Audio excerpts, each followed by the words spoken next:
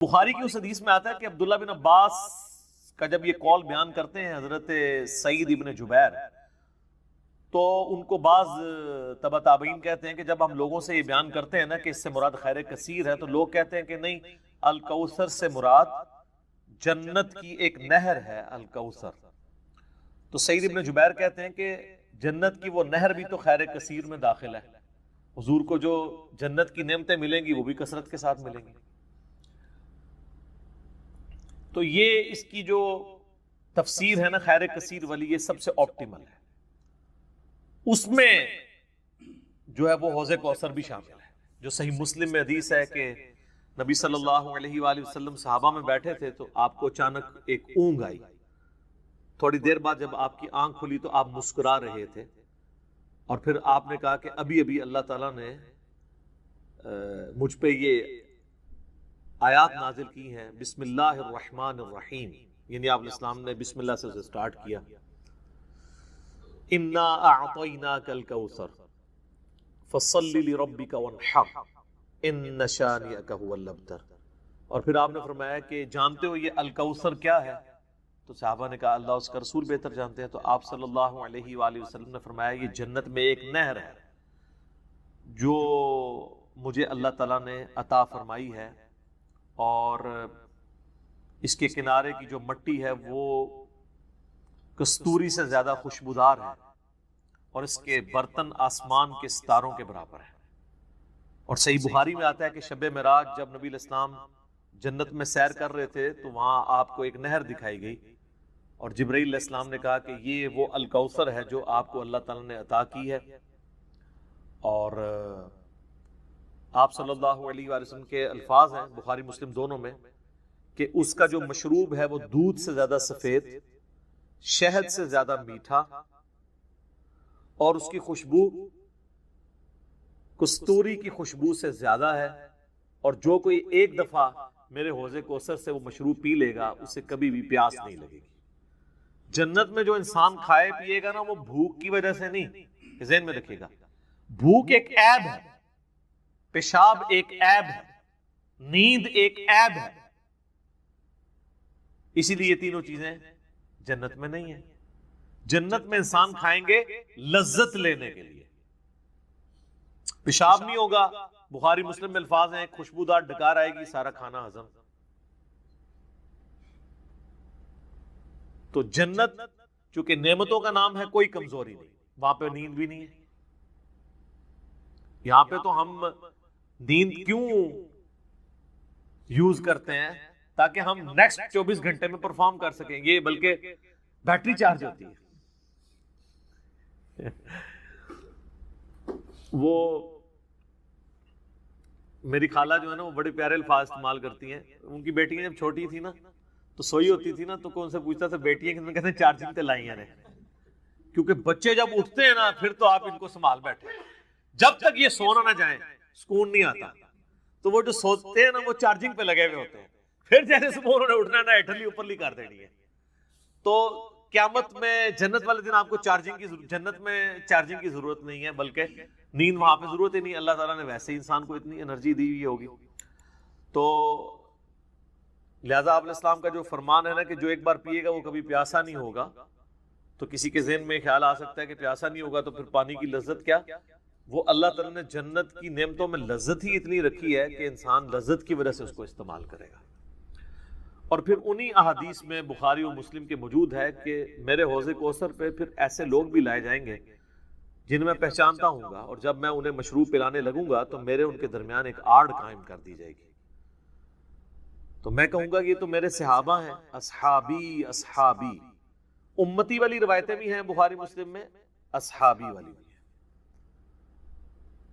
تو مجھے بتایا جائے گا کہ یا رسول اللہ آپ کو نہیں پتا آپ کے بعد انہوں نے دین میں بدعتیں جاری کر دی تھی اور الٹے قدم پھر گئے تھے، تو آپ صلی اللہ علیہ وآلہ وسلم فرماتے ہیں کہ پھر میں کہوں گا سحقا سحقا لمن غیر بعدی، ان پہ پھٹکار ہو، ان کو مجھ سے دور کر دو جنہوں نے میرے بعد میرے دین کو بدل دیا۔ یہ حدیث بخاری اور مسلم دونوں میں ہے، اور حوض کوثر والے چیپٹر میں امام مسلم اسے لے کے آئے ہیں، بخاری میں موجود ہے۔ اس حدیث پہ کامنٹس ہیں عبداللہ ابن ابی ملیکہ تابعی کے، وہ جب بھی حدیث بیان کیا کرتے تھے تو وہ کہا کرتے تھے اے اللہ ہم تجھ سے یہ دعا کرتے ہیں کہ تیرے نبی کی وفات کے بعد ان کے دل سے الٹے قدم نہ پھرے، آمین ثم آمین۔ تو اللہ تعالیٰ ہمیں حوض کوثر پہ آپ صلی اللہ علیہ وآلہ وسلم کے مبارک ہاتھوں سے مشروب نصیب فرمائے۔ یہ دعا انسان کو اپنے لیے کرنی چاہیے، ظاہر ہے کہ وہ اہل جنت ہوں گے۔ اور بخاری مسلم میں کہ اس کے جو برتن ہیں نا، وہ برتن ہی آسمان کے ستاروں کے برابر اس کی تعداد ہے۔ پورا ایک نقشہ کھینچا گیا۔ آپ مشکات کی 30 جلد میں حوض کوثر اور شفاعت والا چیپٹر نکالیں تو آپ کو وہ ساری احادیث مل جائیں گی۔ ترمذی اور ابن ماجہ میں ایک وہ حدیث بھی بڑی مشہور ہے جو حضرت انس بن مالک کہتے ہیں کہ یا رسول اللہ کیا میری شفاعت کریں گے؟ تو آپ فرمایا میں کروں گا۔ تو یا رسول اللہ قیامت والے دن میں آپ کو کہاں تلاش کروں؟ تو آپ علیہ السلام فرمایا میزان عمل پہ آ جانا جہاں میرے امتیوں کے نام اعمال تل رہے ہوں گے۔ یا رسول اللہ وہاں نہ پاؤں تو فرمایا حوض کوثر پہ آ جانا۔ عرض کی وہاں پہ بھی نہ پاؤں تو فرمایا پھر پولیس رات پہ آ جانا۔ کہا وہاں پہ بھی نہ پاؤں تو آپ فرمایا میں ان 3 جگہوں کے سوا کہیں اور نہیں ہوں گا، یا میں حوض کوثر پہ ہوں گا اپنے پیاسی امتیوں کو مشروب پلا رہا ہوں گا، یا پھر میزان عمل پہ ہوں گا شفاعت کے لیے، یا پھر میں پولیس رات پہ ہوں گا اپنے امتیوں کے لیے سلامتی کی دعا کرنے کے لیے۔ تو یہ 3 جگہیں ہیں جہاں پہ آپ صلی اللہ علیہ وآلہ وسلم کو قیامت والے دن تلاش کیا جا سکتا ہے انشاءاللہ تعالی۔ تو یہ حوض کوثر میں وہ خیر کثیر جو ہر طرح کی آپ کو عطا کی گئی وہ بھی شامل ہے، اور اسپیسیفکلی حوض کوثر جو ہے وہ بھی، حتیٰ کہ جو بخاری اور مسلم میں حدیث ہے، آپ نے اپنی وفات سے 1 مہینے پہلے خطبہ دیا تھا غزوہ احد کے شہداء پر، جو آپ نے نماز جنازہ دوبارہ پڑھی تھی 8 سال بعد۔ اس میں الفاظ ہیں، آپ نے فرمایا کہ میرا ممبر جو ہے وہ حوض کوثر پہ لگا ہوا ہے۔ یہ والے جو الفاظ ہیں یہ دوسری حدیث میں، کیونکہ وہاں پہ ممبر نہیں تھا، یہ الفاظ ہیں بخاری اور مسلم کی وہ حدیث کہ میرے گھر سے میرے ممبر سے میرے گھر تک جنت کے ٹکڑوں میں سے ایک ٹکڑا ہے ریاض الجنہ، اس میں الفاظ ہیں اور میرا ممبر جو ہے وہ حوض کوثر پہ لگا ہوا ہے۔ یعنی آپ علیہ السلام وہ دیکھ رہے تھے حوض کوثر کا منظر، ٹائم میں گزار کے آپ کو دکھایا گیا۔ وہ جو بخاری مسلم کی وہ والی حدیث ہے عقبہ بن عامر والی، جو شہدائے احد پہ آپ نے 8 سال بعد جنازہ پڑھا اپنی وفات سے 1 مہینہ پہلے، اور عقبہ ابن عامر کے الفاظ ہیں یہ آخری دفعہ میں نے رسول اللہ کو ممبر پہ دیکھا، اس کے بعد میں نے آپ کو نہیں دیکھا۔ تو اس میں الفاظ ہیں، آپ نے فرمایا کہ میں اپنے حوض کوثر کو اس وقت بھی دیکھ رہا ہوں، اور دیکھنا میرے بعد جو ہے وہ مجھے تم سے یہ خطرہ نہیں کہ تم شرک میں مبتلا ہو جاؤ گے، بلکہ مجھے خطرہ ہے کہ تم دنیا کے مال میں پڑ جاؤ گے اور پھر اس کی لالچ میں ایک دوسرے کو قتل کرو گے اور تم بھی تباہ و برباد ہو جاؤ گے جس طرح اگلی قومیں تباہ و برباد ہوگی۔ تو اس میں بھی حوض کوثر کے الفاظ موجود ہیں۔ اور پھر میرے ایک کربلا والے ریسرچ پیپر میں بھی آپ کو پتہ ہے ایک حدیث ہے جو میں نے حوض کوثر کا ذکر اس حدیث کے اندر بھی موجود ہے۔ جب وہ سنن ابی داؤد کی ایک حدیث ہے نا، وہ عبید اللہ ابن زیاد کے پاس ایک وہ آتا ہے، ہاں یہ ابو داؤد کے اندر 4749 ہے۔ ابو طالوت تابعی کہتے ہیں کہ میں ابو برزہ کو میں نے دیکھا کہ وہ گورنر یزید عبید اللہ ابن زیاد کے پاس آئے جب کہ وہ دسترخوان پر تھا، تو اس نے ابو برزہ کو آتے ہوئے دیکھا اور کہا کہ یہ تمہارا ٹھگنا محمدی ہے۔ استغفر اللہ۔ ان کا قد چھوٹا تھا تو ان کا اے گینڈا محمدی، یعنی محمدی اس نے اس لیے کہا کہ وہ حضور کا صحابی تھا۔ تو یہ کتنی سخت توہین کی عبید اللہ ابن زیاد نے۔ یہ وہی خبیث ہے جس کے بارے میں بخاری میں 3748 نمبر حدیث ہے، جس میں امام بخاری نے حسین کے ساتھ علیہ السلام لکھا ہے کہ یہ حضرت حسین کے حسن میں کلام کرنے لگا تو انس بن مالک نے کہا کہ رسول اللہ کے سب سے زیادہ مشابہت رکھنے والے حسین تھے۔ یہ وہی عبید اللہ ابن زیاد ہے۔ تو یہ صحابہ کے گستاخ ہیں، آل امیہ ہیں، یہ بنو امیہ کے خدمت گار۔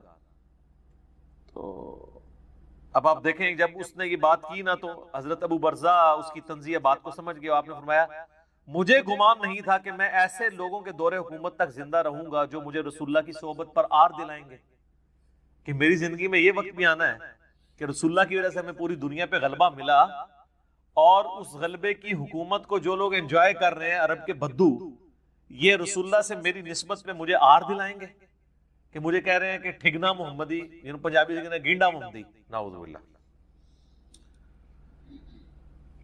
تو اب اس نے فوراً پینترا بدلا، وہ کہنے لگا کہ محمد صلی اللہ علیہ وسلم کی صحابیت تمہارے لیے باعث زینت ہے، آر کا سبب نہیں. پھر کہنے لگا کہ میں نے تمہیں اس لیے بلوایا ہے کہ تم سے حوض کوثر کے بارے میں پوچھوں، کیا تم نے رسول اللہ سے اس کے بارے میں کچھ سنا ہے؟ تو ابو برزہ نے فرمایا ہاں، نہ ایک بار، نہ دو بار، نہ تین بار، نہ چار بار، نہ 5 بار، میں نے کئی مرتبہ رسول اللہ صلی اللہ علیہ وآلہ وسلم سے حوض کوثر کے بارے میں سنا، اور جو حوض کوثر کو نہ مانے اللہ تعالیٰ اسے اس کا پینا نصیب ہی نہ فرمائے. اور پھر سیدنا ابو طالوت کہتے ہیں کہ سیدنا ابو برزہ رضی اللہ تعالیٰ عنہ غصے کی حالت میں وہاں سے تشریف لے گئے. انہوں نے بدعا دی کہ جو حضور کے حوض کوثر کو نہیں مانتا اللہ تعالیٰ اس کو حوض کوثر نصیب ہی نہ کرے. تو حوض کوثر جو ہے ایک ریالٹی ہے، اور قیامت والے دن کی چند بڑی ایکٹیویٹیز جو انسان کے لیے تسکین کا باعث ہیں، ان میں سے ایک عرش کا سایہ، اسی طریقے سے یہ حوض کوثر بھی ہے. اس گرمی کے اندر اللہ تعالیٰ کی نعمتوں میں سے بڑی نعمت ہے، ہم سب کو نصیب فرمائے، آمین ثم آمین. ٹھیک ہو گئی؟ اب میرے بھائیو جو یہ آیت مبارکہ آ رہی ہے نا، سورۃ النساء کی آیت نمبر 48، یہ متقاضی ہے کہ ہم بقیہ ساری گفتگو اسی کانٹیکسٹ میں کریں. یہ قرآن حکیم کی اگر میں کہوں نا سب سے کریٹیکل آیت ہے، تو میرا یہ دعویٰ غلط نہیں ہوگا. کائنات کی سب سے بڑی حقیقت کو آشکار کرنے والی یہ آیت مبارکہ ہے، تو یہ میرا دعویٰ غلط نہیں ہوگا. سورۃ النساء کی آیت نمبر 48 سورۃ النساء میں 2 دفعہ ریپیٹ ہوئی ہے، تھوڑے سے الفاظ کے فرق کے ساتھ. ایک 48 نمبر پہ اور اس کے بعد 116 کے اوپر جا کے یہ آیت آئے گی. شروع کے الفاظ سیم ہیں، بعد والے جو ہیں وہ تھوڑا سا فرق ہے. میں وہ دونوں آیات پڑھ دیتا ہوں اور اس کے اوپر پھر انشاءاللہ تفصیلی ڈسکشن کرتے ہیں. پہلے اس آیت مبارکہ کو ہم پڑھ لیں. ان اللہ لا یغفر ان یشرک بہ، بے شک اللہ اس گناہ کو تو کبھی معاف نہیں کرے گا کہ کوئی شخص اس حال میں اللہ کے حضور قیامت کے دن پیش ہوا کہ وہ دنیا میں شرک کرتا ہوا. دنیا میں معاف کر دے گا اگر کسی نے معافی مان لی، یہ آخرت کی بات ہو رہی ہے. وَيَغْفِرُ مَا دُونَ ذَلِكَ لِمَن يَشَاءُ، اس کے علاوہ جتنے بھی گناہ ہیں جس کے لیے چاہے گا معاف کر دے گا. وہ بھی اوپن لائسنس نہیں ہے، جس کے لیے چاہے گا معاف کر دے گا، لیکن امید ہے کہ وہ قابل معافی ہیں. لیکن شرک ایسا گناہ ہے جو اللہ بھی معاف نہیں کرے گا. اب کوئی کہے کہ جی اللہ کی یہ قدرت کی نفی نہیں ہو جاتی، ان اللہ علی کل شیء قدیر ہے، تو اللہ یہ کیوں کہہ رہا ہے کہ میں شرک بھی معاف نہیں کروں گا؟ اللہ تو شرک معاف کر سکتا ہے، ہم یہ جملہ بھی نہیں بولیں گے کہ کر سکتا ہے. اس لیے لا تبدیل لکلمات اللہ، جو اللہ کی وعیدیں ہیں نا وہ اللہ کے فیصلے ہیں. یہ بہت سخت معاملہ ہے، اللہ کے کلمات نہیں بدلتے. تو اللہ تعالیٰ نے یہ اپنی ڈیسٹنی میں چیز مقرر کر دی ہے کہ میں نے مشرک کو کسی صورت بھی بخشنا نہیں ہے، اس کے لیے جنت نہیں ہے.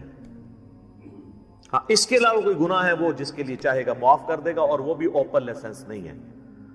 اور اس میں آپ کو ایک گناہ کے حوالے سے بتا دوں، سن نبی داؤد میں حدیث ہے، نبی صلی اللہ علیہ وآلہ وسلم نے فرمایا کہ 2 گناہ ایسے ہیں جو اللہ تعالیٰ کبھی معاف نہیں کرے گا، باقی ہر گناہ معاف کر دے گا.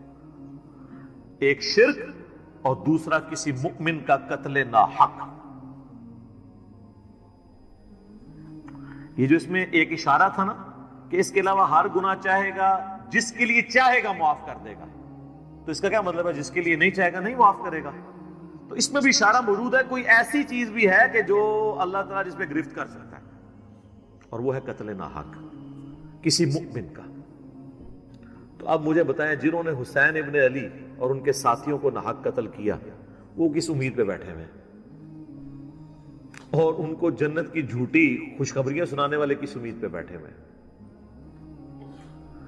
سوچنے والوں کے لیے یہ چیز کافی ہے. سن نبی داؤد کی حدیث.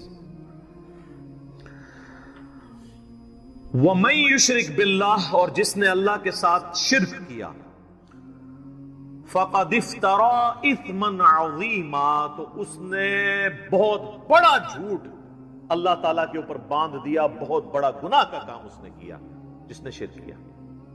اچھا، سورہ نساء کی آیت نمبر 116 جب آئے گی نا، اس میں پہلے الفاظ تو یہی ہوں گے، ان اللہ لا یغفر ان یشرک بہ ویغفر ما دون ذلک لمن یشاء، لیکن اگلے الفاظ ہیں ومن یشرک باللہ فقد ضل ضلالا بعیدا، جو کوئی اللہ کے ساتھ شرک کرے وہ گمراہ ہوا اور گمراہی میں دور جا پڑا۔ اللہم لا تجعلنا منہم، اللہم من احییتہ منا فاحیہ علی الاسلام ومن توفیتہ منا فتوفہ علی الایمان، آمین۔ رضیت باللہ ربا وبالاسلام دینا وبمحمد نبیا صلی اللہ علیہ وآلہ وسلم، آمین۔ اب یہ میرے بھائیو ایسا ٹاپک ہے کہ میں اس پہ اگر کم از کم 2 گھنٹے بولوں نا تو تب میری تسلی ہوگی، لیکن میں نے چونکہ پچھلی قرآن کلاسز جو 344 لیکچرز میں مکمل ہوئی تھی، ان میں اس آیت کے اوپر آلموسٹ 1.25 گھنٹے کی ویڈیو ریکارڈ کروا دی تھی اسی آیت کے اوپر۔ مسئلہ نمبر 3 کے نام سے وہ اپلوڈڈ ہے یوٹیوب کے اوپر، دعا صرف اللہ ہی سے۔ آپ یوٹیوب پہ ویسے بھی لکھیں نا دعا صرف اللہ ہی سے اور علی مرزا، تو وہ ویڈیو کھل جائے گی۔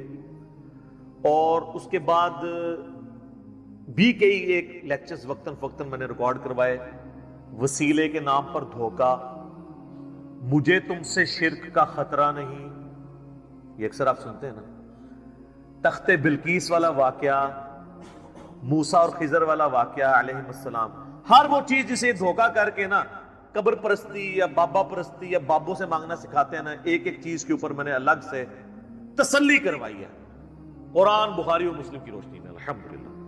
اب وہ سارے لیکچر جمع کریں تو اس ایک آیت پہ کم از کم 10 گھنٹے گفتگو ہو سکتی ہے، لیکن ٹائم تو متحمل نہیں ہے کہ ہم اتنی ڈیٹیل گفتگو کریں، لیکن چند ایک باتیں تو میں ضرور کروں گا۔ ایک ریسرچ پیپر میں نے اس کے اوپر لکھ دیا 8 صفحوں کا، آپ اہل سنت پاک.com پہ ڈاؤن لوڈ کریں گے۔ دعا صرف اللہ ہی سے، میں نے اس کا نام توحید، شرک اس طرح کا نہیں رکھا کیونکہ لوگ ان ناموں سے چڑھ جاتے ہیں، میں نے وہ چیز اس کے نام پہ رکھی کہ جس کے اوپر لوگ چڑھے ہیں۔ آپ کسی بھی مسلمان سے، خواہ بریلوی ہو، دیوبندی ہو، اہل حدیث ہو، اہل تشیع ہو، جا کے پوچھیں کہ دعا کس سے کی جاتی ہے تو کیا کہے گا؟ اللہ سے۔ کوئی آپ کو نکھٹو قسم کا بھی بندہ یہ نہیں کہے گا کہ دعا جو ہے وہ کسی فرشتے سے ہو سکتی ہے، کسی جن سے ہو سکتی ہے، کسی پیغمبر سے ہو سکتی ہے۔ نہیں جی نہیں، نماز تے اللہ دی پڑھی دی ہے، دعا بھی اللہ کو منگی دی ہے، لیکن حالت یہ ہوگی کہ وہ دعا اللہ سے یہ مانگ رہا ہوگا، نماز میں تو قرآن کی وہ آیت سورۃ الفاتحہ کی 4 نمبر آیت کم از کم 17 رکھتے ہیں جو فرض ہیں روزانہ کی، ان میں 17 دفعہ پڑھتا ہوگا ایاک نعبد و ایاک نستعین، اے اللہ عبادت بھی صرف کریں گے اور مدد بھی صرف تجھی سے مانگیں گے۔ یہ مدد کون سی؟ دعا والی، غائب میں کسی کو پکارنا۔ ایک تو ہے آپ سامنے بیٹھے ہیں، یہ تو قرآن میں حکم ہے وَتَعَاوَنُوا عَلَى الْبِرِّ وَالتَّقْوَى وَلَا تَعَاوَنُوا عَلَى الْإِثْمِ وَالْعُدْوَانِ، نیکی اور پرہیزگاری کے کاموں میں ایک دوسرے کی مدد کرو، برائی میں مت کرو، یہ تو قرآن میں حکم ہے۔ میں آپ کو کہتا ہوں مجھے پانی پلا دیں، آپ مجھے پانی پلاتے ہیں، تو یہ قرآن میں حکم ہے کہ آپ نے اسباب اختیار کرنا ہے، لیکن آپ بغداد شریف میں، اجمیر شریف میں، اور وہاں بھی قبر میں دفن ہیں، اور آپ مر چکے ہیں، آخرت کی زندگی میں زندہ ہیں، دنیا کی زندگی سے نکل چکے ہیں، اور میں آپ سے کہوں کہ پانی پلا دیں، وہی بات، وہی جملہ ایک فریم آف ریفرنس کے بدلنے سے شرک بن جائے گا، کیونکہ آپ غیر اللہ سے دعا مانگ رہے ہیں۔ ظاہری اس باب میں تو آپ کافر سے بھی مدد مانگ سکتے ہیں۔ صحیح بخاری میں موجود ہے، نبی علیہ السلام جب فوت ہوئے تو آپ کی زرہ بھی ایک یہودی کے پاس گروی رکھی ہوئی تھی، گندم کے عوض، اناج کے عوض، تو آپ نے یہودی سے بھی مدد لی۔ بعض لوگ کہتے ہیں جی نبی علیہ السلام نے غزوہ خیبر پر مولا علی سے مدد مانگی، بھئی مولا علی سامنے موجود تھے، وہ جتنے صاحب آپ کے ساتھ تھے وہ رسول اللہ صلی اللہ علیہ وسلم کے مددگار تھے دین کے اعتبار سے، لیکن آپ نے خیبر کے موقع پر اپنے چچا کو جو آرمی چیف تھے غزوہ بدر اور احد میں، حمزہ بن عبد المطلب، جو کہ اللہ کے شیر ہیں اور سید الشہداء ہیں، المستدرک الحاکم میں حدیث موجود ہے. آپ نے یہ تو نہیں کہا المدد یا حمزہ، امیر حمزہ میری مدد کو پہنچے، کیونکہ وہ فوت ہو چکے تھے. جو سامنے موجود تھے انہیں کو بلانا تھا. تو دو چیزوں کو ہی مکس کرتے ہیں. اچھا مجھے بتائیں بارش کون برساتا ہے؟ اللہ. ڈیوٹی کس کی ہے؟ فرشتوں کی. تو ہم کیا بارش اللہ سے مانگتے ہیں یا فرشتوں سے؟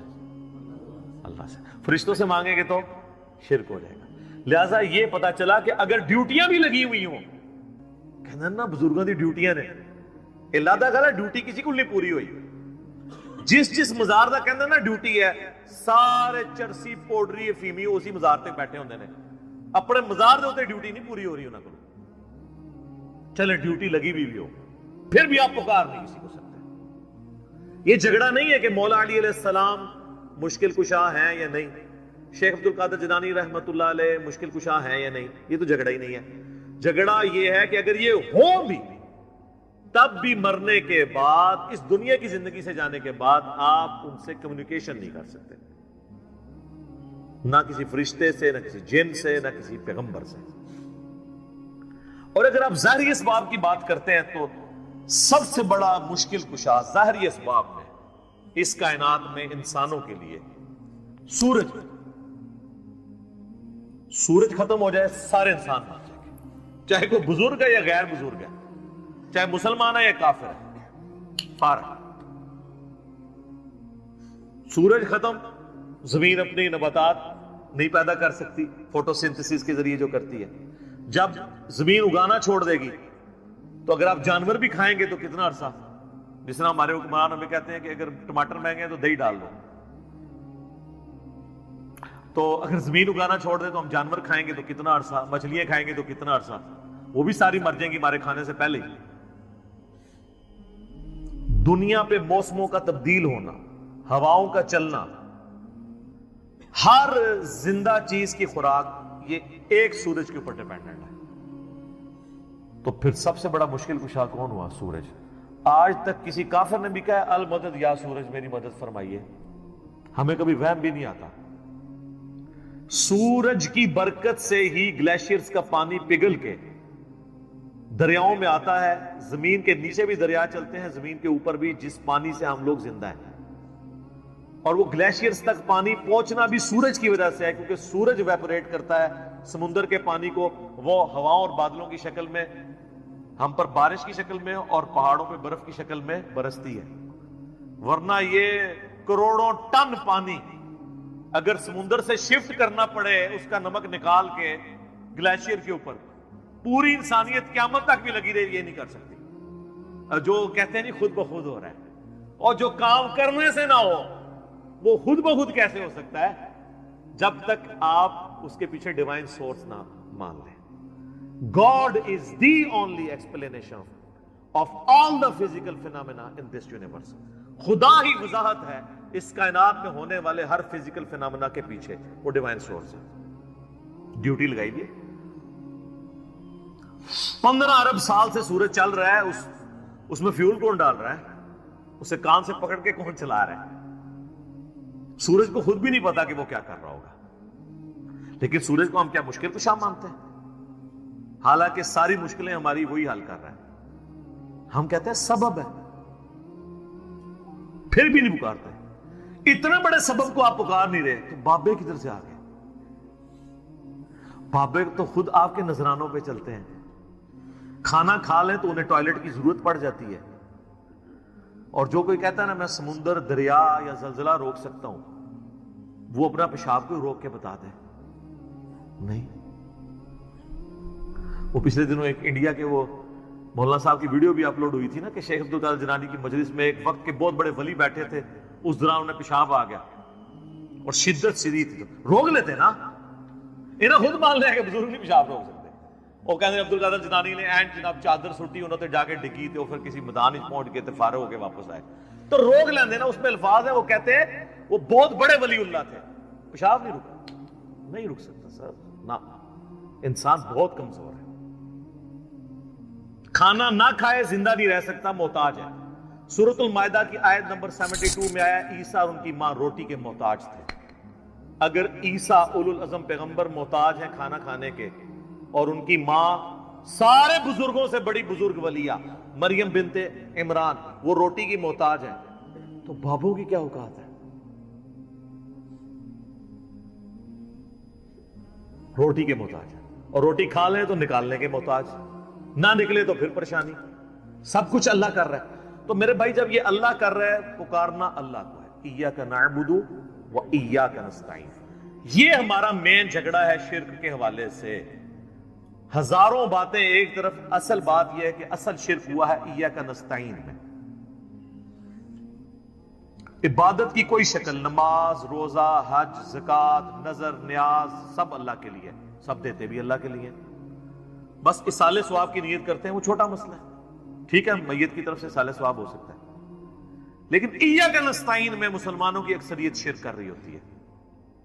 اچھا نماز میں نہیں کرتی، نماز میں آج تک کسی نے یا علی مدد یا شیخ عبد القادر جیلانی مدد نہیں پڑھا. نماز میں کیا پڑھتے ہیں؟ ایاک نعبد و ایاک نستعین. تو سر مولا علی بھی نمازوں میں اللہ کو پکارتے تھے، نماز کے بعد بھی اللہ کو پکارتے تھے. مولا علی کا ماننے والا وہ ہوگا جو مولا علی کی طرح اللہ ہی کو پکارے، ورنہ مولا علی کا ماننے والا تو وہ نہ ہوا. تو یہ آپ دیکھیں کتنی بڑی جرت کا یہ لوگ کام کر رہے ہوتے ہیں. ہم جب سمجھاتے ہیں تو کہتے ہیں آپ گستاخی کر رہے ہیں. سر جب آپ عیسائیوں کو سمجھاتے ہیں نا کہ حضرت عیسیٰ ابن مریم اللہ کے بیٹے نہیں ہیں، تو عیسائی بھی یہی سمجھتے ہیں آپ حضرت عیسیٰ کی گستاخی کر رہے ہیں. اور قرآن میں تو بہت سخت بات آئی ہے. سورہ المائدہ کی آیت نمبر 17 میں لَقَدْ كَفَرَ الَّذِينَ قَالُوا إِنَّ اللَّهَ هُوَ الْمَسِيحُ ابْنُ مریم. بے شک وہ لوگ کفر کر رہے ہیں جو یہ کہہ رہے ہیں کہ عیسیٰ ابن مریم ہی اللہ ہیں. اس کے بعد کتنے سخت الفاظ ہیں. قل اے نبی تم فرماؤ فَمَن يَمْلِكُ مِنَ اللَّهِ شَيْئًا، اللہ کا کوئی کیا بگاڑ لے گا. ان اراد ان یہلک المسیح ابن مریم وامہ ومن فی الارض جمیعا، کہ اگر اللہ ارادہ کرے کہ عیسیٰ ابن مریم اور ان کی ماں کو اور ساری مخلوق کو ہلاک کر دے، اللہ کا کوئی کیا بگاڑ سکتا ہے.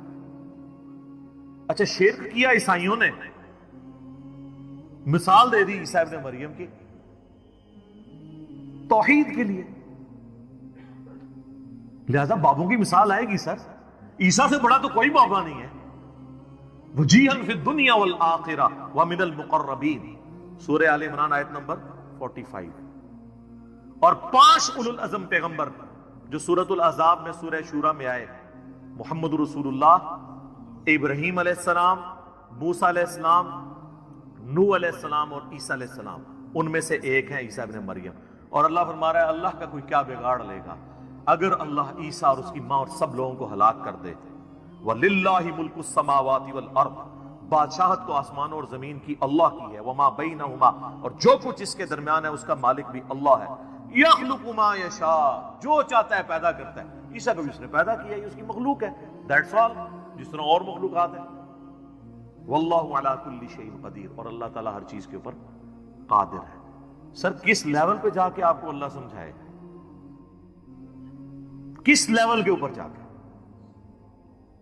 توحید کا معاملہ بہت سینسٹیو ہے. میں اکثر ایک جملہ بولتا ہوں، شرک is the most sensitive issue in the sight of اللہ.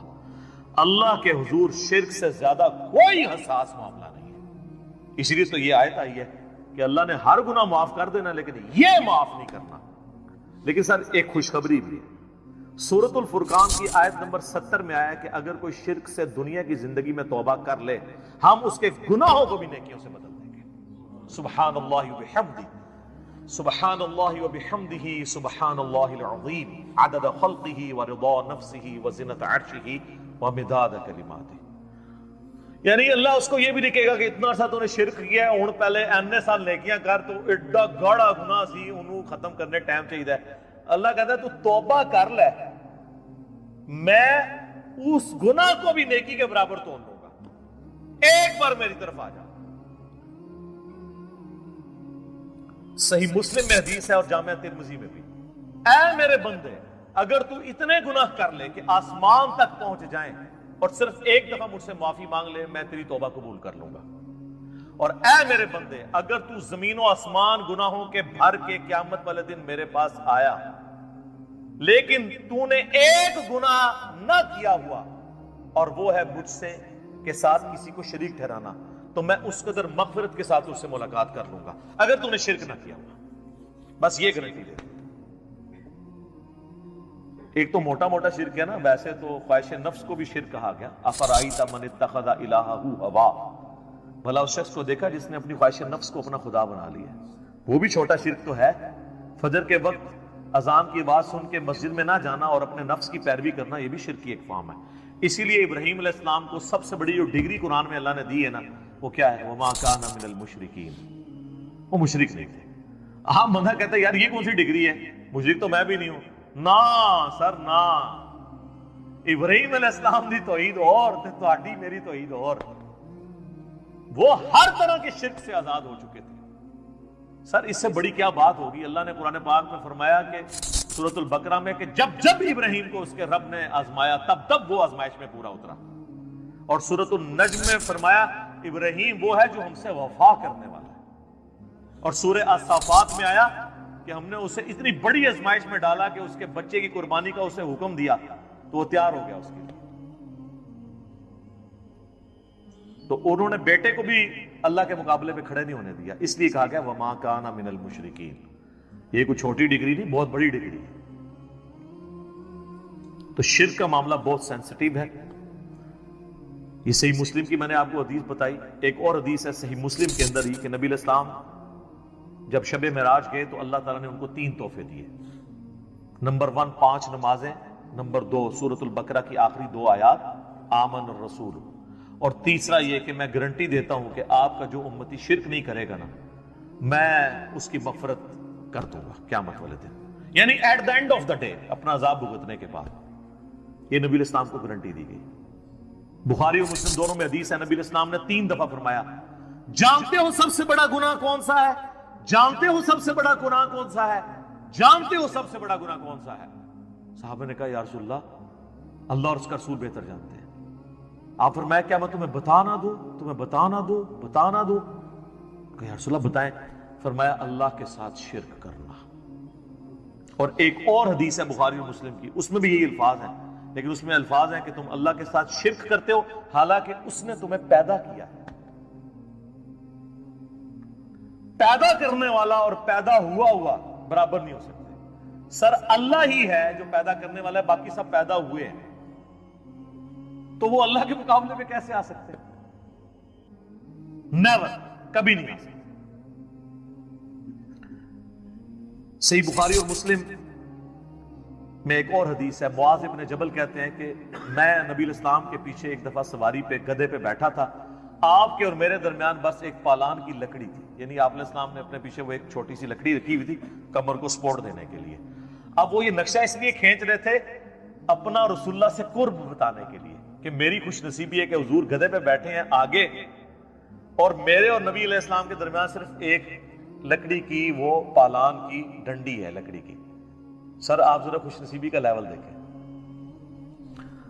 اور نبی علیہ السلام سواری پہ مجھ سے ارشاد فرماتے ہیں معاذ, تو کہتے ہیں میں نے کہا یا رسول اللہ حاضر ہوں, حکم کیجئے. پھر حضور نے دوسری دفعہ کہا اے معاذ, پھر انہوں نے کہا یا رسول اللہ میں حاضر ہوں. تیسری دفعہ بھی اس طرح کہا. پھر حضور نے, یعنی یہ اس لیے آپ کرتے تھے کہ کسی کو اٹینٹیو کریں کہ میں آپ کو بہت بڑی بات کرنے لگا. تو میں معاذ جانتے ہو کہ اللہ کا اپنے بندوں پہ کیا حق ہے؟ کہ رسول اللہ اور اس کا رسول بہتر جانتے ہیں. فرمایا کہ اللہ کا اپنے بندوں پہ یہ حق ہے کہ وہ صرف اسی کی عبادت کریں اور اس کے ساتھ کسی کو شریک نہ ٹھہرائیں. تو پھر نبی علیہ السلام خاموش ہو گئے, سواری تھوڑی آگے گئی. پھر آپ نے کہا معاذ کہ یا رسول اللہ حاضر, لبیک یا رسول اللہ, یہ الفاظ ہیں یا رسول اللہ حاضر ہوں. پھر کہا معاذ لبیک یا رسول اللہ, 3 دفعہ.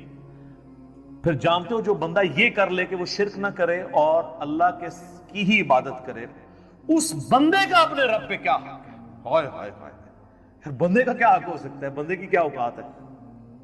لیکن اللہ نے انسان کو یہ عزت دی ہے کہ جو شرک نہیں کرتا اور صرف اس کی بات کرتا ہے وہ پھر اللہ پہ حق رکھتا ہے. کہ ایسے بندے کو اللہ عذاب نہ دے اور قیامت والے دن بخش دے. یہ ہے اس بندے کا حق اپنے رب کے اوپر. اللہم اجعلنا منہم آمین. اللہم انا نسألک جنت الفردوس مع النبیین والصدیقین والشہداء والصالحین آمین. یہ اس بندے کا حق ہو جائے. سنن ابن ماجہ میں اور مسند احمد میں حدیث ہے, معاذ ابن جبل کہتے ہیں, یہی معاذ اور ابو درداء اصحاب صفہ میں سے, وہ کہتے ہیں میرے خلیل نے, میرے جگری یار نے رسول اللہ کے لیے وہی لفظ استعمال. اللہ کی یاد, لا الہ الا انت سبحانک انی کنت من الظالمین, سورۃ الانبیاء میں آیا. اور اللہ تعالیٰ نے فرمایا سورہ الصفات میں کہ اگر یونس اس دعا کے ساتھ ہمیں یاد نہ کرتا, ہائے ہائے, تو پھر اسی دن مچھلی کے پیٹ سے نکالا جاتا جس دن کے مردے نکالے جائیں گے. یعنی قیامت تک, یعنی وہ مچھلی یونس کی قبر بن جاتی اگر وہ یہ دعا نہ کرتا. اس سے کئی رزلٹ نکلے. ایک تو رزلٹ یہ نکلا کہ یہ دعا اللہ کو اتنی محبوب ہے کہ وہ اللہ جس کا جلال اتنا ہے کہ وہ اپنے پیغمبر کو بھی کہہ رہا ہے کہ تو نے قیامت والے دن ہی نکلنا تھا, کہ مجھے اتنا غصہ ہے تیرے اوپر, گناہ کے اوپر نہیں, لغزش کے اوپر, وہ غصہ بھی ٹھنڈا ہوگا. اس لیے میں کہتا ہوں سب سے بیسٹ استغفار جو آئے ہیں ان میں سے ایک لا الہ الا انت سبحانک انی کنت من الظالمین ہے. اور جامعہ ترمذی میں حدیث ہے, جو شخص بھی یونس کی دعا کے ساتھ اللہ کی طرف متوجہ ہوا اللہ اسے معروم نہیں لوٹائے گا. یہ اسماء اعظم میں سے ہے. اور قرآن میں بھی ہے کذالک ننجی المؤمنین, مومنین کو بھی ہم نجات دیں گے جو یہ یونس کی طرح دعا مانگے گا. یہ تو قرآن میں بھی ذکر ہے. لا اچھا اس کی دیکھیں ترجمہ کتنا پیارا ہے, لا الہ الا انت, کوئی معبود نہیں سوائے تیرے, سبحانک اللہ تو تو غلطیوں سے پاک ہے, انی کنت من الظالمین, میں تو انسان ہوں, غلطیاں کروں گا. یار اس سے بہتر انداز ہو سکتا ہے کہ یا اللہ تو تو غلطی اس لیے نہیں کرتا کہ تو پاک ہے, تو پاک تو صرف تو ہے, مخلوق تو اس لیول پہ پاک ہو ہی نہیں سکتی. اس لیے ورنہ تو ہم مخلوق کو بھی سبحان پیغمبروں کے ساتھ بھی لگا رہے ہوتے ہیں. انسان جتنا بھی پرفیکٹ ہو پاک نہیں ہو سکتا. انبیاء کو اللہ نے گناہوں سے پاک کیا ہے, لغزشیں ان سے بھی ہوئی ہیں. حضرت آدم علیہ السلام سے لغزش ہوئی ہے, نوح علیہ السلام نے کافر بیٹے کے لیے دعا کی ہے, موسیٰ علیہ السلام سے بندہ مر گیا, نبی علیہ السلام کی 4 لغزشیں قرآن میں ذکر ہوئی ہیں. غزوہ احد پہ بددعا نکل گئی تھی زبان سے, تو وہ سورہ آل عمران میں آیا کہ آپ کو کوئی اختیار نہیں ہے, آپ نے بددعا دی ہے, اللہ چاہے تو ان کو ہدایت دے. اور پھر اسی خالد بن ولید کو ہدایت بھی مل گئی, اور اسی مبارک زبان سے جس سے بددعا ملی تھی سیف اللہ کا لقب بھی مل گیا. ٹھیک ہے, یہ سر اللہ کے اختیار ہے. پرفیکٹ صرف گاڈ ہے, اس کی کوئی مخلوق بھی پرفیکشن میں اس لیول پہ نہیں جا سکتی. مخلوق کی, یہ اللہ کا نقص نہیں ہے بلکہ مخلوق کا نقص ہے کہ جو مخلوق ہوگا نا وہ پرفیکٹ نہیں ہو سکتا. جیسے خالق ہمیشہ سے ہے, مخلوق ہمیشہ سے ہو ہی نہیں سکتی. وہ کہتے ہیں نا, اکثر لوگ سوال کرتے ہیں کہ اللہ تعالیٰ اپنے ساتھ کا ایک اور خدا پیدا کر سکتا ہے. ہم کہتے ہیں یہ محال ہے, اس لیے کہ جو پیدا ہوگا وہ خدا ہوگا ہی نہیں. جو پیدا ہو گیا تو خدا کون ہے, لم یلد ولم یولد. ٹھیک ہو گیا. تو ذکر بھی کریں سر, اللہ کو یاد کریں, جھوم جھوم کے ہر جگہ ذکر کریں. کوئی پروٹوکول نہیں, نہ وضو نہ غسل, ذکر کے لیے کوئی پروٹوکول نہیں ہے. جب مرضی ذکر کریں, اللہ کو یاد کریں. اور اس کے لیے کپڑے پہننا ہونا بھی ضروری نہیں ہے. اکثر لوگ یہ سمجھتے ہیں کپڑے پہننا ضروری ہے, نہ کوئی ضروری نہیں ہے. بعض اوقات بندہ وضو کے لیے اندر چلا جاتا ہے, غسل کے لیے یا غسل کرتے ہوئے تو لوگ بسم اللہ نہیں پڑھتے ہیں, کپڑے پہن کے پھر بسم اللہ پڑھتے ہیں. سر اللہ اور بندے کا کون سا پردہ ہے؟ ٹھیک ہے, آپ کر سکتے ہیں ذکر. اگلا سوال ہے, میں نے اپنی زندگی میں بہت شرک کیا ہے لیکن الحمدللہ اب توبہ کر چکا ہوں, لیکن اس کے باوجود یہی فکر دامن گیر رہتی ہے کہ شرک تو ناقابل معافی گناہ ہے. معلوم نہیں کہ میری توبہ قبول ہوگی بھی یا نہیں, مجھے بتائیں میں کیا کروں.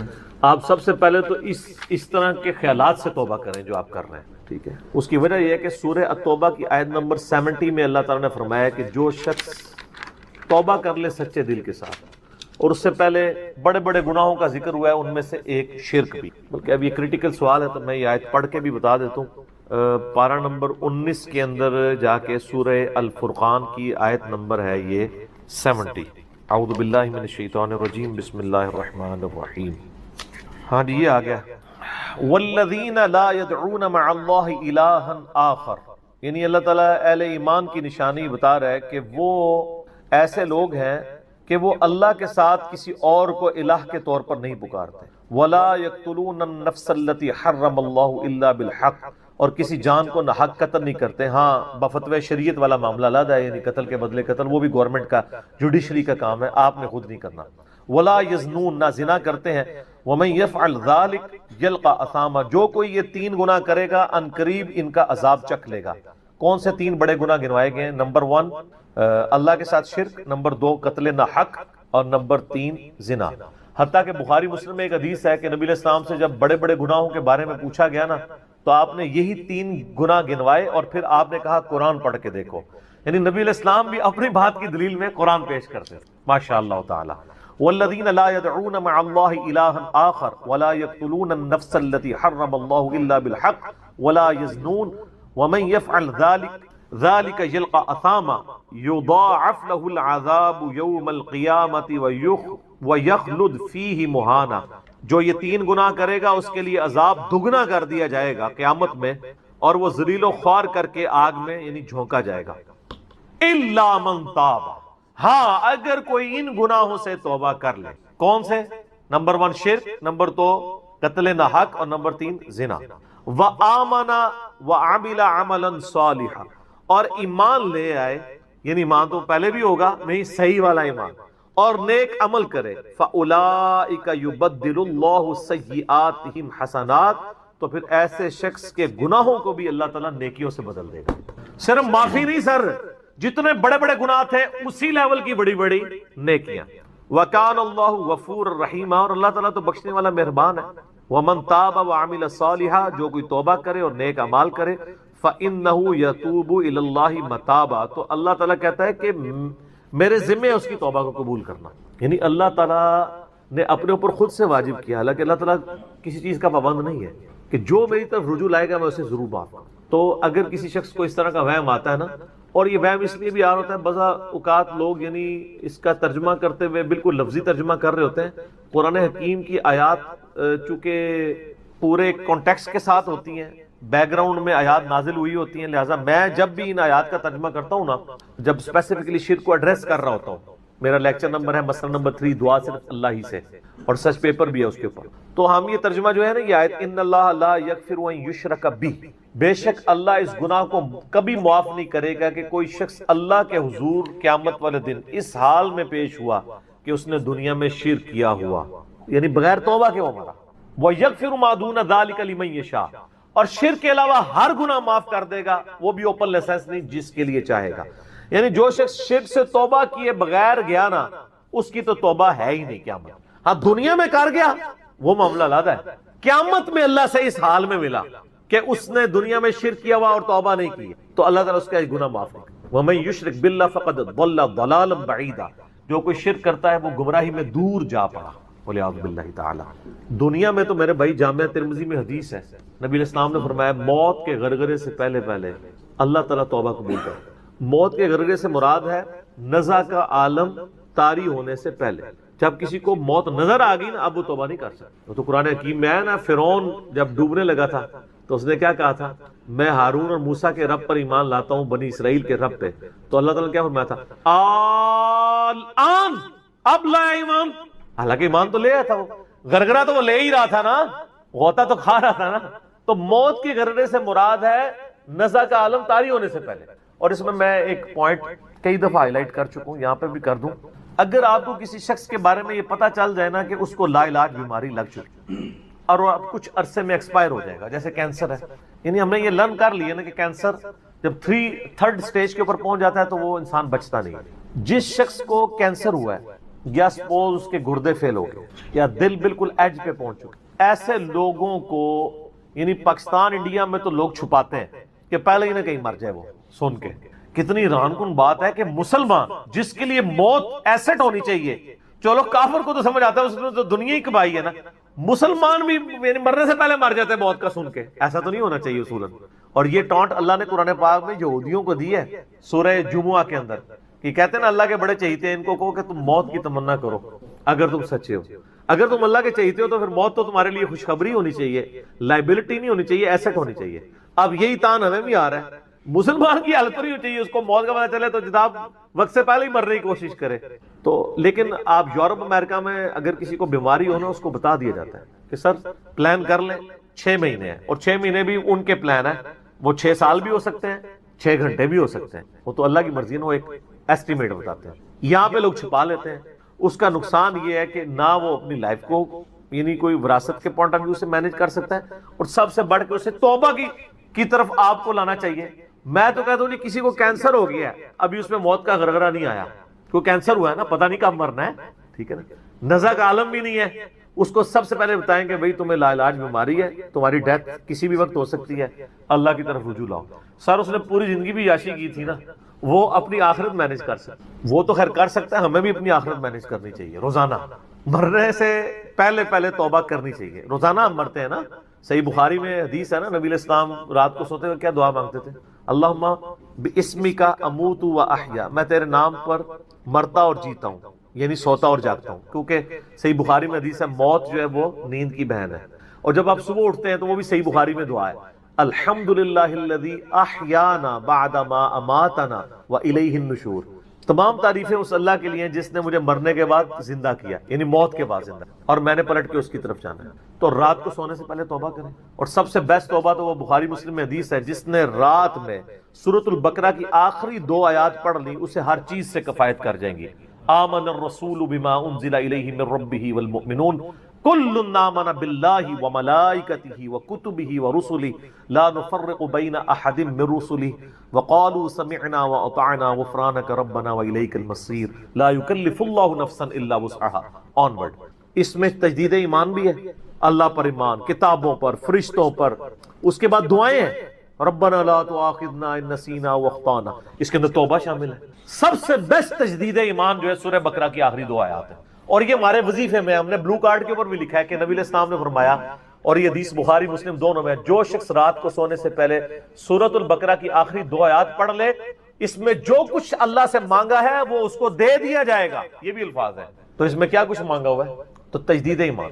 پھر صحیح بخاری میں حدیث ہے کہ نبی علیہ السلام فرمایا جو صبح یقین کے ساتھ 1 دفعہ پڑھ لے، سید الاستغفار، اور شام سے پہلے اگر مر گیا سیدھا جنت میں جائے گا، اور اگر شام کو پڑھ لیا پورے یقین کے ساتھ، یقین سے مراد ہے کہ باقی توبہ کا اس کا ارادہ ہوا، صبح سے پہلے مر گیا سیدھا جنت۔ اللہم انت ربی لا الہ الا انت خلقتنی وانا عبدک وانا علی عہدک ووعدک ما استطعت اعوذ بک من شر ما صنعت ابوء لک بنعمتک علی وابوء بذنبی فاغفر لی فانہ لا یغفر الذنوب الا انت۔ یہ سید الاستغفار ہے۔ تو یہ وہ ہے توبہ جو روزانہ کرنی چاہیے، نزع سے پہلے یعنی صبح پہ پڑھے، شام کو پڑھے۔ بلکہ مسند البزار میں صحیح سند کے ساتھ ہے کہ نبی صلی اللہ علیہ وآلہ وسلم ہر فرض نماز کے بعد بھی سید الاستغفار پڑھتے ہیں، ہر فرض نماز کے بعد۔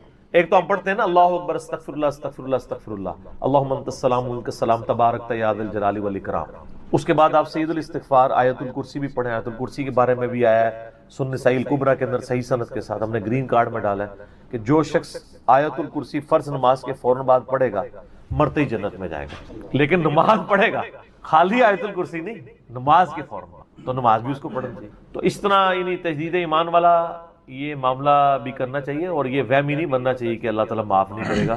صحیح بخاری اور مسلم دونوں میں حدیث ہے کہ میں اپنے بندے کے گمان کے قریب ہوں، جو بندہ میرے لیے گمان کرتا ہے میں ویسا ہوں اس کے۔ جو شخص یہ کہتا ہے اللہ مجھے معاف نہیں کرے گا تو اس کو واقعی اللہ معاف نہیں، اور جو کہے گا کہ اللہ تعالیٰ مجھے معاف کر دے گا اسے اللہ معاف کر۔ تو انشاءاللہ تعالیٰ یہ کبھی ایسا نہیں کرنا چاہیے اللہ تعالیٰ سے نا امیدی والا معاملہ۔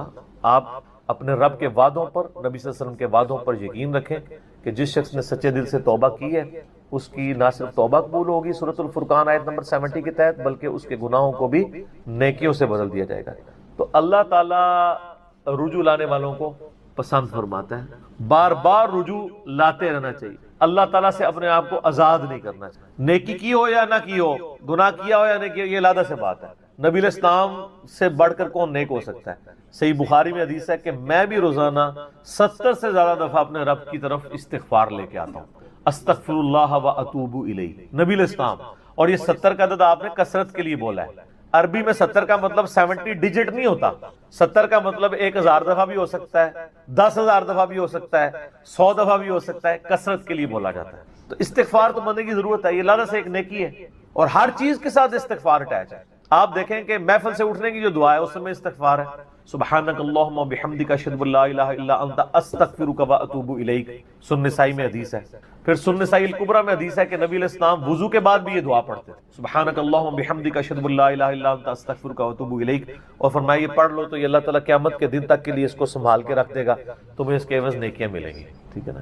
تو رجوع اللہ، استغفار، ہر وقت اللہ کی طرف رجوع لاتے رہنا، اور سب سے بیسٹ یہ ہے کہ نماز کے تشہد کی آخری جو دعائیں والا پورشن ہے نا اس میں استغفار مانگیں، کیونکہ صحیح بخاری میں حدیث ہے جب درود شریف تشہد میں پڑھ چکو اس کے بعد جو چاہو اپنے رب سے مانگو، سجدوں میں بھی مانگیں، صحیح مسلم میں حدیث ہے سجدے میں انسان اپنے رب کے سب سے زیادہ قریب ہوتا ہے، تم خوب رب سے دعائیں مانگا کرو، اور نبی علیہ السلام نے دعا بھی سکھا دی، بخاری اور مسلم دونوں میں ہے کہ نبی علیہ السلام رکوع اور سجدے میں پڑھتے تھے سبحانک اللہم و بحمدک اللہم اغفر لی، یہ ہمارے وہ اذکار میں لکھا نا سبحانک اللہم و بحمدک اللہم اغفر لی، تو اس میں دعا ہی ہے۔ پھر دو سجدوں کے درمیان میں رب اغفر لی رب اغفر لی ہے۔ سر استغفار تو ہر جگہ ہی چل رہا ہوتا ہے، تو اللہ کی طرف رجوع لائیں اور اللہ سے امید رکھیں۔ دنیا میں کسی نے توبہ کر لی تو موجہ ہی موجہ، یہ آخرت کے لیے معاملہ ہے۔ تو شرک، یار آپ نے کیا شرک کیا ہوگا جو صحابہ کرام نے قبول ایمان سے پہلے کیا؟ سر صحیح مسلم میں حدیث ہے 321 نمبر، میں نے کربلا والے ریسرچ پیپر میں ڈالی، بڑی لمبی حدیث ہے۔ عمر بن عاص رضی اللہ تعالیٰ عنہ کہتے ہیں کہ جب مجھے یہ اندازہ ہوا کہ اب نبی علیہ السلام یعنی غلبہ پائیں گے، یعنی اللہ نے ان کا سینہ اسلام کے لیے کھول دیا، اسلام قبول کرنے کے لیے نبی صلی اللہ علیہ وآلہ وسلم کی خدمت میں حاضر ہوئے، تو خود ہی بتاتے ہیں، اور انہوں نے اپنے نزع کے عالم میں موت کے وقت میں اپنے بیٹے کو، بڑی لمبی بڑی رکت انگیز حدیث ہے، میرا یوٹیوب پہ کلپ بھی ہے، عمر بن عاص کی موت کے وقت اشک بار آنکھوں سے سونے والی۔ تو خیر اس میں یہ بھی الفاظ ہیں، کہتے ہیں جب میں نبی صلی اللہ علیہ وسلم کے پاس ایمان لانے کے لیے گیا نا تو نبی علیہ السلام نے اپنا دایاں ہاتھ آگے بڑھایا بیعت کرنے، تو کہتے ہیں میں نے دایاں ہاتھ بڑھایا لیکن حضور کے ہاتھوں میں ہاتھ دینے سے پہلے ہی کھیں، میں نے کہا یا رسول اللہ پہلے مجھے گارنٹی دیں کہ میں نے جو کچھ اسلام کے خلاف سازشیں کی ہیں پچھلے 19 سال میں، اسلام کے آنے کے بعد 19 سال تک اسلام کے خلاف یہ اور خالد ابن ولید دونوں، یہ دونوں کٹھے مسلمان ہوئے تھے ایک ہی دن ایک ہی وقت میں، 19 سال۔ پھر اسلام کی حالت میں انہیں 19 سال نہیں ملے ہیں حضرت خالد ابن ولید، کفر میں ملے ہیں، اسلام میں تھوڑا وقت ملا ہے۔ تو حضرت عمر بن عاص کہتے ہیں میں نے ہاتھ کھینچ لیا، میں نے کہا یا رسول اللہ پہلے گارنٹی دے میرے سارے گناہ معاف ہوں۔ تو آپ صلی اللہ علیہ وسلم نے فرمایا کہ اے عمر، کیا تجھے نہیں پتا کہ اسلام پچھلے کے سارے گناہوں کو معاف کر دیتا ہے، اور اللہ کی راہ میں ہجرت پچھلے کے سارے گناہوں کو معاف کر دیتی ہے، اور حج مبرور پچھلے کے سارے گناہوں کو معاف کر، تو یعنی اسلام لے کر آنا کتنی بڑی دولت ہے۔ تو یہ تجدید ایمان کرنا، کلمہ پڑھ کے یہ اپنا تجدید ایمان والا معاملہ بھی کرتے رہنا چاہیے، یہ بھی ایک توبہ کا ذریعہ ہے۔ اللہ سے امید رکھیں، اللہ کو اصل میں باغی پسند نہیں ہے، جو گناہ کر کے توبہ کر لیتے ہیں نا وہ اللہ کو بڑے پسند ہیں، اتنے پسند ہیں کہ ایک بڑی عجیب و غریب روایت ہے صحیح بخاری اور مسلم میں، صحیح مسلم میں ذرا زیادہ ڈیٹیل ہے کہ نبی علیہ السلام فرماتے ہیں اگر تم گناہ کرنا چھوڑ دو گے تو اللہ تعالیٰ تمہیں ختم کر دے گا، اور ایسی مخلوق لے کے آئے گا کہ جو گناہ کرتی ہو اور اللہ ان کو معاف کر کے خوشی محسوس کرے۔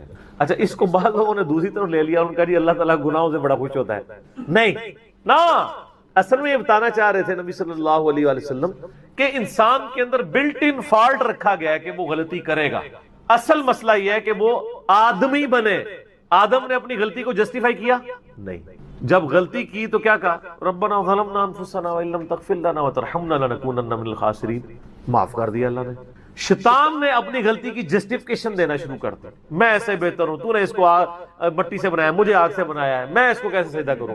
جو اپنی غلطی کی جسٹیفیکیشن دے وہ شیطان ہوتا ہے، اور جو اپنی غلطی کی جسٹیفیکیشن دیے بغیر سیدھی معافی مانگ لے وہ آدمی ہوتا ہے۔ ہم کہتے ہیں نا آدمی، آدم کے ساتھ اس کی مضبوط ہو جاتا ہے۔ تو رجوع اللہ، تو وہ نبی علیہ السلام یہ بتانا چاہ رہے تھے کہ ایسی مخلوق جو گناہ نہ کرے وہ تو آلریڈی اللہ کے پاس موجود ہے، فرشتے۔ اللہ نے انسان اور جن کو ایسی مخلوق بنایا ہے جو اپنی ول سے اپنے رب کو چوائس کرے، فَأَلْهَمَهَا فُجُورَهَا وَتَقْوَاهَا، ان میں یعنی برائی کا مادہ بھی رکھ دیا، اچھائی کا بھی، وہ خود اپنی عقل ایز اے انسٹرومنٹ یوز کر کے یہ اللہ تعالیٰ کو خود سے وہ چوز کرے۔ ایسی مخلوق اللہ کو چاہیے تھی۔ سر یہی وہ چیز ہے جیسے انسان فرشتوں سے افضل ہو جاتا ہے، اور میں اکثر کہا کرتا ہوں کہ یہ وہ دولت ہے جو جبرائیل کے پاس بھی نہیں ہے۔ سر جبرائیل مجھ سے اگر میرا ایمان ایکسچینج کرنا چاہے نا میں نہیں کرتا۔ جبرائیل نے خدا کو مانا ہے خدا کی مرضی سے، اور میں نے خدا کو مانا ہے اپنی مرضی سے، اس کا کوئی ایکویلنٹ نہیں۔ اسی لیے انسان اشرف المخلوق، اسی لیے انسان کو اللہ نے اتنا درجہ ہے فرشتے سے بہتر انسان بننا، مگر اس میں لگتی ہے محنت۔ انسان بنے، آدمی بنے، یہ نہ ہو کہ اولئک کالانعام بل ہم اضل، جو سورۃ الاعراف میں ہے کہ وَلَقَدْ ذَرَأْنَا لِجَهَنَّمَ كَثِيرًا مِنَ الْجِنِّ وَالْإِنسِ، جنوں اور انسانوں کی اکثریت دوزخ کے لیے ہی پیدا ہوئے ہیں۔ یہ اللہ نے ایکسپرٹ اوپینین دیا، یہ نہیں ہے کہ میں نے دوزخ کے لیے ان کو بنایا۔ بخاری مسلم میں حدیث ہے، تم میں سے کوئی شخص اس وقت تک مؤمن ہی نہیں ہو سکتا جب تک کہ میں اسے اس کے ماں باپ اولاد سب لوگوں سے بڑھ کر عزیز نہ ہو جاؤں۔ ایصال ثواب کے معاملے میں میرا بالکل کیٹاگوریکل ایک اوپینین ہے۔ لاکھوں لوگوں نے یوٹیوب پہ میری ویڈیو دیکھی ہے، مسئلہ نمبر 74۔ آپ ایصال ثواب لکھیں یوٹیوب پہ، ٹاپ آف لسٹ میری وہ ویڈیو کھل جائے گی، اس میں میں نے ساری چیزیں بتائی ہیں۔ 11ویں ہو، میلاد ہو، محرم کی نیاز ہو، یا آپ کی یہ رجب کے کنڈے ہوں، ان ساروں کے بارے میں کہ یہ سب کی سب ایکٹیویٹیز دین میں خود سے داخل کی گئی ہیں۔ ہم ان کو کفر و شرک والا معاملہ نہیں کہتے، لیکن بدعات تو ہیں۔ اب رہ گیا مسئلہ کہ اس طرح کی ایکٹیویٹیز میں جو کھانا ہے وہ حلال ہے یا حرام ہے۔ کہ کھانے کو حرام کہنے کے لیے یہ چیز ضروری ہے کہ آپ پہلے اس کی حرمت ثابت کریں۔ اس میں دو طریقے ہیں، یا تو وہ چیز جو پکائی جا رہی ہے وہ حرام ہو، کوئی خنزیر بنا دیتا ہے تو حرام ہے، یا چیز تو پاک تھی لیکن اس کے ذبح کے وقت ذبح کے زبر کے ساتھ غیر اللہ کا نام لیا گیا تو وہ پھر بھی حرام ہو جائے گی۔ تیسرا مسئلہ ہے تقرب والا۔ تقرب میں اب دو طرح کے آپشن ہیں۔ ایک تقرب یہ ہے کہ کوئی شخص یہ کہتا ہے کہ میں فلاں بزرگ کے ایصال ثواب کے لیے کر رہا ہوں، حضرت حسین علیہ السلام کو ثواب پہنچ جائے، ایک میری طرف سے ہدیہ، تو اس کے معاملے میں بھی ایسا کوئی سختی والا معاملہ نہیں ہے۔ لیکن اگر کوئی تقرب یہ کر رہا ہے کہ یہ ایصال ثواب ان کو پہنچے اور وہ میرے مشکل کشا ہے اور اس کے بدلے میں یہ میری مصیبت حل کر دیں گے، تو وہ تو نیاز کے بغیر ہی عقیدہ شرکی ہے۔ نیاز تو سائڈ پہ رہ گئی، عقیدہ ہی غلط ہے۔ ٹھیک ہے نا؟ تو ہمارا تو موقف یہ ہے کہ ہمارے پاس کوئی اس طرح کی کھانے پینے کی چیز لے آتا ہے، ہم اس سے پہلے پوچھتے ہیں کس کے نام کی ہے۔ اگر وہ کہتا ہے اللہ کے نام کی ہے تو بسم اللہ پڑھ کے کھا لیں۔ اگر وہ کہتا ہے یہ فلاں بزرگ کی ہے تو اسے پوچھے یہ بزرگ کے نام سے مراد آپ کیا لے رہے ہیں؟ کیا ان کی رضا کی خاطر ہے، ان کے نام کا ذبیح ہے؟ تو سر یہ کوئی بھی نہیں آپ کو کہے گا، کوئی جاہل کہہ دے تو کہہ دے، وہ کہے گا نہیں نہیں اللہ کا نام دیا ثواب پہنچانا ہے انہوں نے۔ اچھا جی، پھر زیادہ وہم نکالنا ہے تو آپ پوچھ لیں کہ ثواب پہنچا کے کڈنا کہ جے وچوں جے تسی واقعی کھانا نہیں کھانا تے جے کھانا کھانا تے ایتھے تک ہی سوال رکھو، زیادہ غلوف نہ کریں آپ کیونکہ غلوف کریں گے نا تو معاملات بگڑیں گے۔ اور یہ میں آپ کو اپنی طرف سے نہیں بتا رہا، صحیح بخاری میں سیدہ عائشہ نے نبی علیہ السلام سے پوچھا یا رسول اللہ علیہ وسلم یہ کچھ نیو مسلم ہے، ہمیں نہیں پتا انہوں نے ذبیحہ صحیح کیا یا نہیں کیا، تو یہ جب کوئی اس طرح کی گفٹ لے کے آتے ہیں ہم کیا کریں؟ آپ نے بسم اللہ پڑھ کے کھا لیا کرو۔ اللہ آپ نے کہا کہ بلاؤ، آپ یہ بھی کہہ سکتے تھے حلف دلواؤ، یہ وہ وہم نکالا کہ مسلمان کا ذبیحہ ہے نا تو حسن ظن رکھو، زیادہ نٹی گریٹی میں نہ پڑھو، ٹھیک ہے نا؟ مسلمان کا ذبیحہ ہے نا اس کے اوپر آپ کو وہم نہیں کرنا چاہیے اگر وہ مسلمان ہے۔ اب وہ اگلا مسئلہ شروع ہو جائے گا کہ وہ بریلوی ہے، دیوبندی ہے، اہل حدیث ہے، شیعہ ہے، یہ نئی کہانی کرنے کی ضرورت نہیں ہے۔ اہل کتاب کا ذبیحہ بھی حلال ہے، تو اگر آپ ایک دوسرے کو مسلمان ماننے کے لیے تیار نہیں، چلو اہل کتاب ہی مان لو۔ یہود و نصارہ کی عورتوں سے تو آپ کا نکاح جائز ہے سورۃ المائدہ کے پہلے رکوع کے تحت، اور اسی رکوع میں آتا ہے کہ اہل کتاب کا ذبیحہ بھی حلال ہے، کوشر فوڈ، جی ہاں، اگر وہ اللہ کے نام کے اوپر کیا ہو۔ تو اگر یہود و نصارہ کا اللہ کے نام کا ذبیحہ حلال ہے تو جو آپ کے اپنے اہل کتاب ہیں قرآن کے فائنل ٹیسٹمنٹ کے ماننے والے، وہ تو old testament new testament tempered form میں مان رہے ہیں، اور وہ اتنے ظالم ہیں کہ نبی علیہ السلام کو وہ دجال سمجھتے ہیں، نعوذ باللہ۔ ظاہر پیغمبر نہیں مان رہے، تو جب آپ کسی کو پیغمبر نہیں مان رہے، جس طرح ہم غلامت قادیانی کو پیغمبر نہیں مانتے تو کیا سمجھتے ہیں؟ دجال کے اس نے دجل کیا ہے، جھوٹ بولا ہے، اس کے باوجود اللہ تعالیٰ کہہ رہا ہے کہ ان کا ذبیحہ بھی حلال ہے۔ اور جو آپ کے نبی کے عاشق ہیں، جو محمد اور آل محمد کے لیے جان دینے کے لیے تیار ہیں، سر ان کے اوپر آپ کم از کم یہودیوں نے سٹیٹس تو ان کو دے دیں۔